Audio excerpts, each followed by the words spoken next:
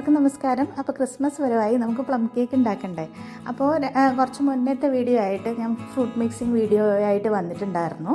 അപ്പോൾ അത് വെച്ചിട്ടുള്ള കേക്കൊക്കെ ഞാൻ ഉണ്ടാക്കാൻ തുടങ്ങി. കൊറിയർ ദൂരത്തേക്കുള്ള കേക്കൊക്കെ ഞാൻ ആദ്യം ചെയ്തിട്ട് പാക്ക് ചെയ്തിട്ട് കൊറിയർ ചെയ്യുകയാണ്. അപ്പോൾ ആദ്യത്തെ ഓർഡർ ട്രിവാൻഡ്രത്തായിരുന്നു. അപ്പോൾ നമുക്ക് റെസിപ്പിയിലേക്ക് കിടക്കാം. ആദ്യം തന്നെ ഒരു അരക്കപ്പ് പഞ്ചസാര നല്ലപോലെ വെള്ളം ചേർക്കാതെ നമ്മൾ ഉരുക്കിയെടുക്കണം. അതിലേക്ക് അത് നല്ല ബ്രൗൺ ആകുമ്പോൾ അതിലേക്ക് ഒരു 1/4 കപ്പ് വെള്ളം ഒഴിച്ചിട്ട് നല്ലപോലെ ചൂടാക്കണം. അപ്പോൾ ഒന്ന് എല്ലാ ഇതൊക്കെ ഒന്ന് സ്റ്റിക്കി പോലെയാവും. അപ്പോൾ വെള്ളം ഒഴിച്ചിട്ട് വീണ്ടും തിളപ്പിക്കുമ്പോൾ നല്ല ലൂസായിട്ട് നല്ല ഒരു ടെക്സ്ചർ വരും, ഒരു വെള്ളം പോലത്തെ. അത് അങ്ങനെ തന്നെ വെച്ചിട്ട് തണുപ്പിച്ചിട്ട് നമ്മളൊരു ഗ്ലാസ്സിലേക്ക് മാറ്റി വെക്കുക. ഇനി 1/4 കപ്പ് പഞ്ചസാര ഒരു മിക്സിയുടെ ജാറിലേക്ക് ഇട്ടിട്ട് അതിലേക്ക് ഒരു പകുതി ഗ്രേറ്റ് ചെയ്ത ജാതിക്ക ഇട്ടിട്ട് ഒരു ഗ്രാമ്പൂവും ചേർത്തിട്ട് നല്ലപോലെ പൊടിച്ചെടുക്കണം. പിന്നെ പൊടിച്ചെടുത്ത പഞ്ചസാരയും 3 മുട്ടയാണ് ഒരു കേക്കിന്, ഈ ഒരു 1 kg കേക്കിന് വേണ്ടത്. ഈ പൊടിച്ച പഞ്ചസാരയും മുട്ടയും ചേർത്തിട്ട് നല്ലപോലെ ബീറ്റ് ചെയ്തെടുക്കണം. ഇവിടെ ഹാൻഡ് മിക്സർ ഉപയോഗിച്ചിട്ടാണ് എഗ്ഗും പഞ്ചസാരയും ബീറ്റ് ചെയ്യുന്നത്. അതിനിടയിൽ ഇനി ഫ്ലോർ മിക്സിങ് ചെയ്യാം. അപ്പോൾ 1 കപ്പ് മൈദയാണ് ഞാനിവിടെ എടുത്തിട്ടുള്ളത്.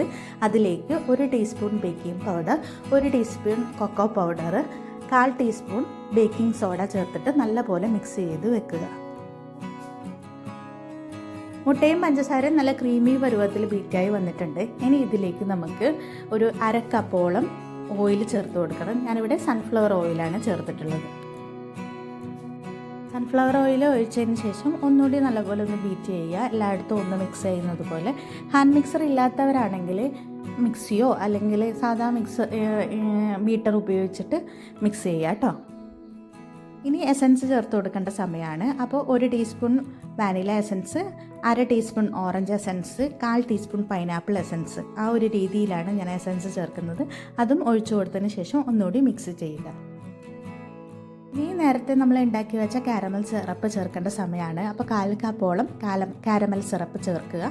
എന്നിട്ട് സ്പാക്ചുല വെച്ചിട്ട് നമ്മൾ മിക്സ് ചെയ്യുക. ബീറ്റർ വെച്ചിട്ട് വീണ്ടും നമ്മൾ മിക്സ് ചെയ്തുകൊണ്ടിരിക്കുമ്പോൾ ഈ എഗ്ഗ് നല്ലപോലെ പൊങ്ങിക്കിടക്കുന്ന എഗ്ഗ് ബാറ്റർ താണു പോകാൻ ചാൻസ് ഉണ്ട്. അപ്പോൾ പിന്നെ സ്പാക്ചുല വെച്ചിട്ട് നല്ലപോലെ മിക്സ് ചെയ്ത് കൊടുക്കുക. പിന്നെ അരിപ്പ പാത്രത്തിലേക്ക് നമ്മൾ നേരത്തെ മിക്സ് ചെയ്ത് വെച്ച ഫ്ലോർ മിക്സ് ചേർത്തിട്ട് അരിച്ചിട്ട് നല്ലപോലെ മിക്സ് ചെയ്ത് കൊടുക്കുക. അതും സ്പാച്ചിൽ വെച്ചിട്ടാണ് മിക്സ് ചെയ്യേണ്ടത്. പിന്നെ നമ്മൾ ലാസ്റ്റ് വീഡിയോയിൽ കണ്ട ഫ്രൂട്ട് മിക്സിങ് വെച്ച ജാറിൽ നിന്ന് 1 കപ്പോളം നമ്മൾ ഫ്രൂട്ട്സ് എടുത്തിട്ട് മാറ്റി വെക്കുക. പിന്നെ കുറച്ച് അണ്ടിപ്പരിപ്പും ഞാനിങ്ങനെ മുറിച്ച് വെച്ചിട്ടുണ്ട്, അതും മാറ്റി വെക്കുക. എന്നിട്ട് നമ്മൾ ഈ ഫ്രൂട്ട് മിക്സിലേക്ക് 1 ടേബിൾ സ്പൂണോളം നമ്മൾ മൈദ മാവ് ചേർത്തിട്ട് നല്ലപോലെ കുഴച്ച് വെക്കുക. ഇല്ലെങ്കിൽ ഇത് എല്ലാം നട്ട്സും ഫ്രൂട്ട്സും താഴോട്ടേക്ക് താണു പോകാൻ ചാൻസ് ഉണ്ട്. ഇനി ഈ ഫ്ലോർ മിക്സ് ചെയ്ത് വെച്ച ഫ്രൂട്ട്സ് നമ്മൾ ഈ ബാറ്ററിലേക്ക് ചേർത്തിട്ട് നല്ലപോലെ സ്പാച്ചിൽ വെച്ചിട്ട് മിക്സ് ചെയ്യുക. എന്നിട്ട് ഒരു 8 ഇഞ്ച് ടിന്ന്, ഞാനിവിടെ പേപ്പർ മോൾഡാണ് എടുത്തിട്ടുള്ളത്. ആ പേപ്പർ മോൾഡിലേക്ക് നമ്മൾ ഒഴിച്ചു കൊടുക്കുക. ഇടയിൽ വേണമെങ്കിൽ കുറച്ച് ഫ്രൂട്ട്സൊക്കെ ഇട്ട് കൊടുക്കാം. ടോപ്പിൽ കുറച്ച് കാഷ്യൂ നട്ട്സും ഇട്ട് കൊടുക്കുക. ബേക്കിംഗ് ടൈമാണ്. അപ്പോൾ ആദ്യം നമ്മൾ പ്രീഹീറ്റ് ചെയ്യുക ഓവൻ 180 ഡിഗ്രിയിൽ ഒരു 10 മിനിറ്റ്സ് ഫ്രീ ഹീറ്റ് ചെയ്ത ഓവനിലേക്ക് ഒരു 40 മിനിറ്റ്സ് ബേക്ക് ചെയ്യുക. നല്ല ബ്രൗൺ ആയതിന് ശേഷം നമ്മൾ കേക്ക് ഓവനിൽ നിന്ന് മാറ്റുക. എന്നിട്ട് നല്ലപോലെ തണുത്തതിന് ശേഷം മാത്രമേ നമ്മൾ കേക്ക് പാക്ക് ചെയ്യാൻ പാടുള്ളൂ. ക്ലിംഗ് റാപ്പ് വെച്ചിട്ട് നല്ലപോലെ കവർ ചെയ്യുക. എന്നിട്ട് ഇഷ്ടാനുസരണം നമ്മൾ പാക്ക് ചെയ്യുക. 2 ദിവസമെങ്കിലും മിനിമം വെച്ചിട്ട് വേണം ഈ കേക്ക് കഴിക്കാൻ. വെക്കും തോറും ടേസ്റ്റ് കൂടുന്ന ഒരു കേക്ക് കൂടിയാണ് ഇത്.